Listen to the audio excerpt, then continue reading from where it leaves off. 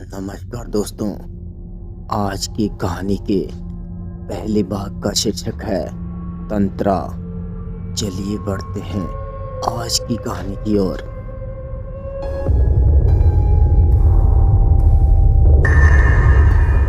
मुकेश और मैं एक ही कंपनी में काम किया करते थे। एक रात हमें ट्रेनिंग पर भेज दिया गया। हमारी इससे पहले औपचारिक बातें ही हुआ करती थी, पर ट्रेनिंग पर एक दूसरे को जानने का मौका मिला। हमें कमरे में एक साथ ही रुकना था। साथ रहकर हम आपस में काफी मिलजुल गए थे।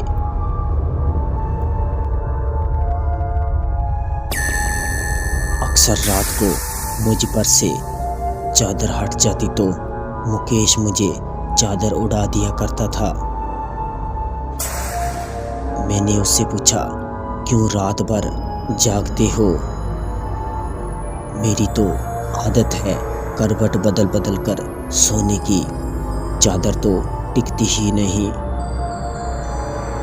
मुकेश ने मेरी बात का कोई जवाब नहीं दिया। अगले दिन ही वो मुझे शांत नजर आने लगा। रात को सोते समय मुकेश ने जो मुझे बताया उसको सुनकर मेरे दिल की धड़कन तेज होने लगी। उसकी बातें सुनने के बाद मुझे ऐसा लगने लगा ये तो कुछ ऐसा था ना तो मैंने कभी सुना था ना ही कभी महसूस किया। ऐसा कम ही देखने को मिलता है। बात केवल विश्वास की ही रह जाती है। मुकेश ने कहना शुरू किया, आप शायद यकीन ना करें, 2003 का साल था। टीवी देखना, लाइब्रेरी जाना, दोस्तों से मिलना जुलना मेरी दिनचर्या बन चुकी थी। ऐसे में एक दिन मैं अपने दोस्त से मिलने के लिए उसके घर गया हुआ था तो पता चला मेरे छोटे भाई दिनेश की तबीयत खराब है। मैं तुरंत घर को निकल पड़ा। वहां देखा तो परिवार के सभी लोग मौजूद हैं।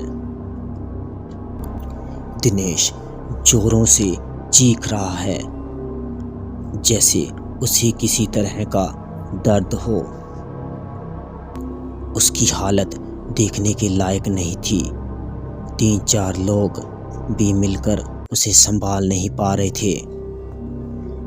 पिताजी ने कहा, इसे तुरंत डॉक्टर के पास ले चलते हैं, पर मां ने मुझे चुप रहने का इशारा किया।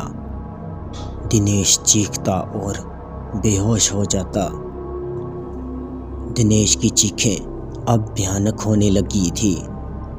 कोई उसका सर दबा रहा था तो कोई उसकी छाती मल रहा था। तभी नानी ने कहा कि इसे पूजा घर में ले चलो। इतना सुनते ही दिनेश जोरों से चीखा। शायद उसे ये बात पसंद नहीं आई। उसे घसीटकर पूजा घर में लाना पड़ा। वहां वो और भी जोरों से चीखने लगा। उसे संभालना मुश्किल हो रहा था तो हमने उसे कुर्सी से बांध दिया। फिर नानी ने उसे प्रश्न किया, बता तू कौन है? ये सुनकर नितेश गुस्से में भर गया।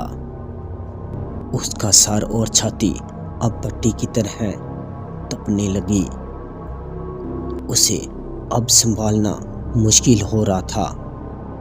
तभी नानी ने फिर से कहा कि बता तू कौन है? इस बार नितेश ने गुस्से में अपने दांत पीस लिए। उन दांतों को टिकटिकाने की आवाजें मेरे कानों में दर्द करने लगी। उसके बदन की सारी हड्डियां कड़क रही थी। आखिर में उसने अपनी जुबान बाहर निकाली तो वो काली पड़ चुकी थी। यकीन नहीं हो रहा था कि किसी इंसान की जुबान खींचकर इतनी लंबी हो सकती है।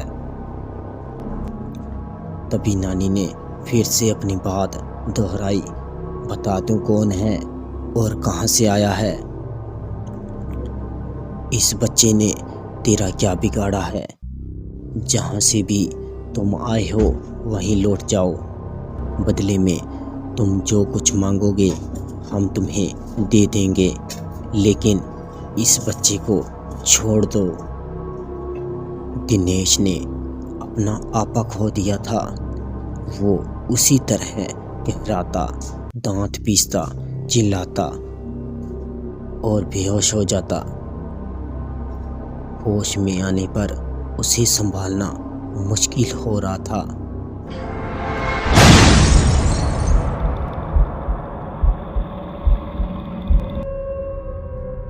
आगे जानने के लिए सुनते रहिए अलोन 05। आज के लिए बस इतना ही। चलिए मिलते हैं दूसरे भाग में।